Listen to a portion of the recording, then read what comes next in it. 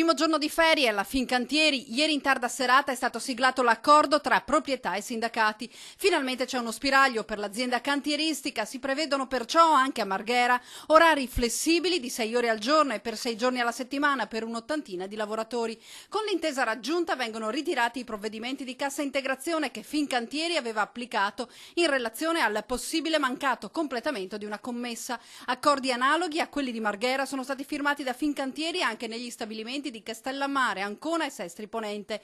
Soddisfazione da parte del ministro allo sviluppo economico Flavio Zanonato, che era stato parte attiva nell'accordo. Mi sono dato da fare perché gli interessi dell'azienda, che è una delle più grandi aziende al mondo nella costruzione di navi da crociera, gli interessi dell'azienda si affermassero anche in sintonia con gli interessi dei lavoratori. La FIOM CGIL però aveva abbandonato la trattativa sostenendo che la bozza di accordo predisposta dall'azienda era ancora lontana dalle richieste e disponibilità di mediazione, ma la direzione aziendale ha dato segnali positivi e la trattativa così è andata a buon fine. Al termine dell'accordo però qualche malumore e divergenze su alcune posizioni da parte dei sindacati stessi. La CISL non condivide del tutto l'accordo, ma il presidente del Veneto Luca Zaia getta acqua sul fuoco.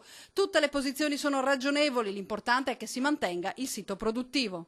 A me interessa ricordare che Fincantieri è una grande realtà da un punto di vista imprenditoriale, produttivo in Veneto, dà lavoro a parecchie unità lavorative e questi lavoratori hanno diritto ad aver mantenuto il posto di lavoro. C'è proprio la cultura della cantieristica navale e con questo accordo si va a conclamare che il Veneto è un punto di riferimento per la cantieristica navale.